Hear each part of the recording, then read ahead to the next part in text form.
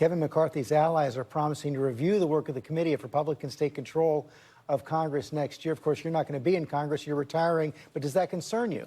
No, not at all. In fact, well, I welcome them to see the work that we've done because, again, as was originally stated, we were supposed to have this in a commission where it was even, 50% Republican, 50% Democrat.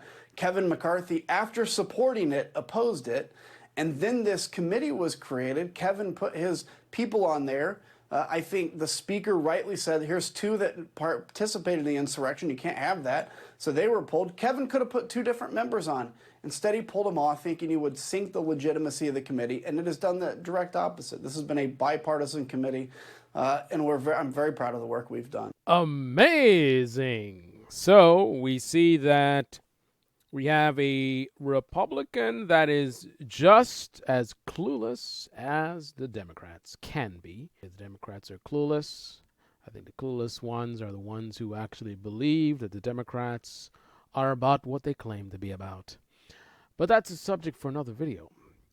This guy just sort of arrogantly smirked at the idea of the Republicans looking into the work that they've done with January 6th. So he laughs at that as a ridiculous notion, right? Now, I say that as a person who recognizes that they've done a pretty good job thus far.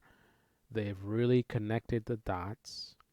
I think it is a big failing of people like Breaking Point, who I respect very much their work, but in this case, they did a very, very bad job.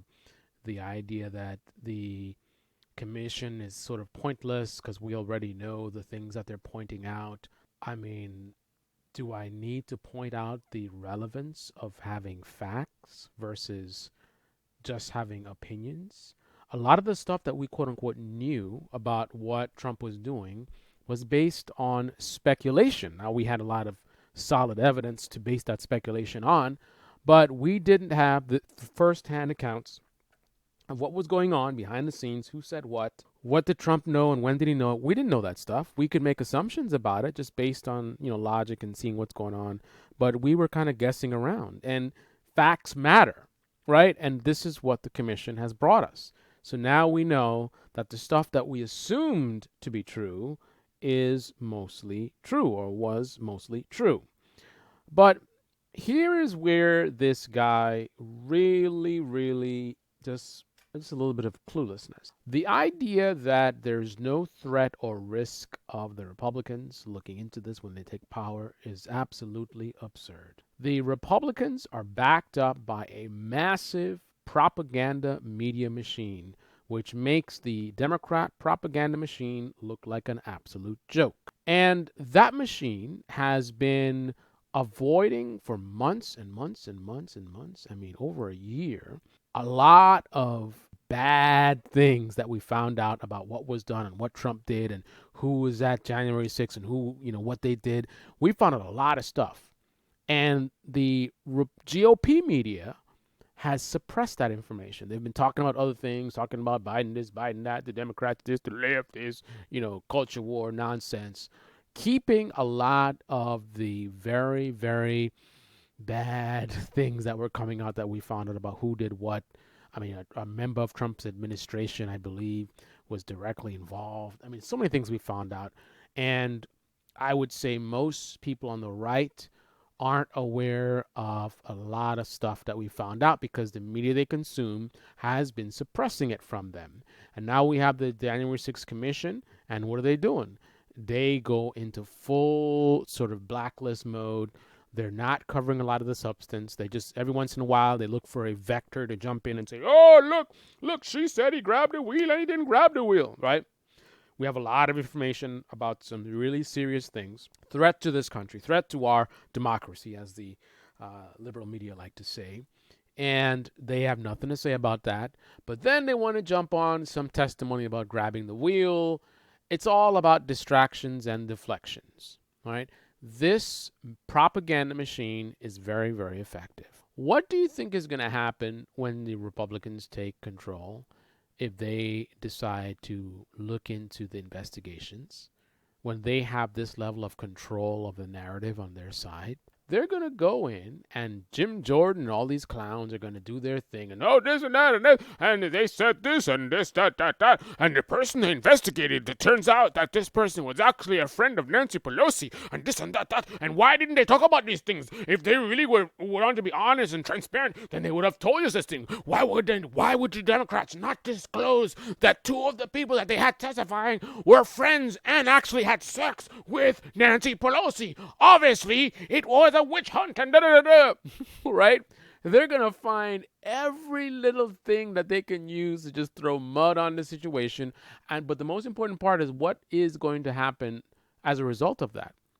The right-wing propaganda machine is going to jump in. All of a sudden, you're going to all of a sudden decide like, wow, this story actually is interesting to cover. And they're going to repeat every establishment elitist talking point that's going to come from these I don't even want to say what I want to call these folks.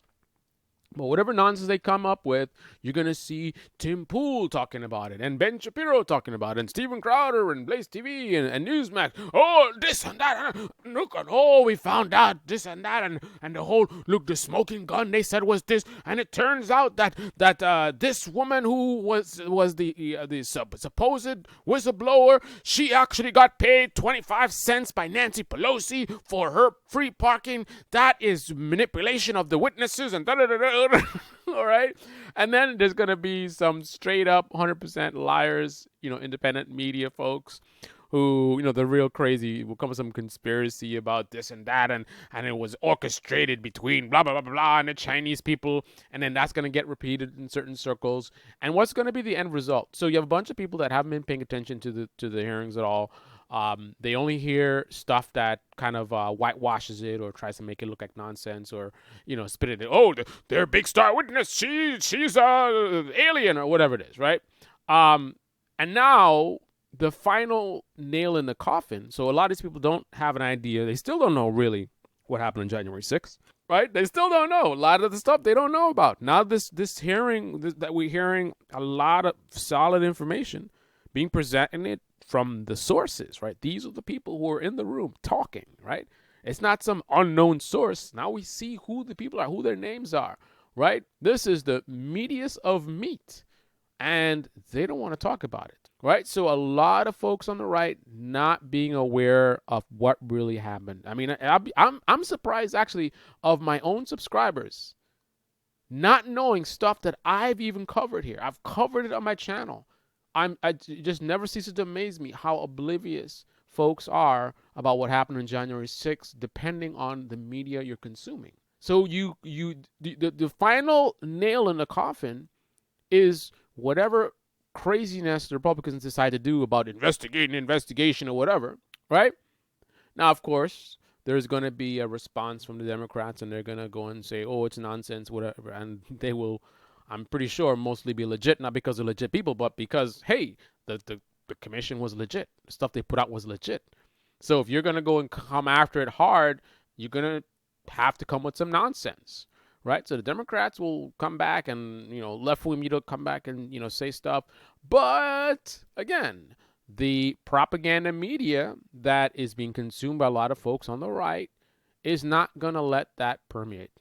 In fact, if they have to, they will find a way to twist words and twist things around so that any sort of rebuttal gets crushed. You cannot go up against the right-wing propaganda machine, right? It is too powerful. You've got Fox News at the top, and then you have all these so-called independent media that's basically echoing the same talking points from Fox News. They're all working together, all in unison. You don't see them beefing with each other like you see on the left. You don't see them Steven Crowder calling out Blaze TV. No, it's like one element, right? All working for the machine, all working for the Republican Party, right? Putting out these free negative ads against the political opponents of the Republican Party. That's all they do. So to laugh at and just scoff at, I welcome the investigation, is to be 100% clueless about the very party that this man is part of. He's in the Republican Party.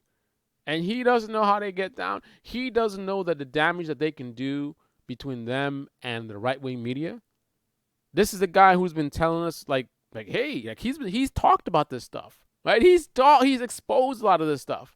And now he makes a comment like that as if he was just saying stuff. He doesn't really get the stuff he talks about. What? This is the Debate Me channel. Debate me in the comment section below. Click on the like button, subscribe, smash that bell. Be well. Stay tuned. And remember this video when the clown show begins. And I want you to observe all those people who are talking about the hearings are theatrics and it's just political theater, right? I want you to remember all those statements they made, because when the real theater starts, I want you to observe how quiet they become. No integrity, no consistency, tribalism, period.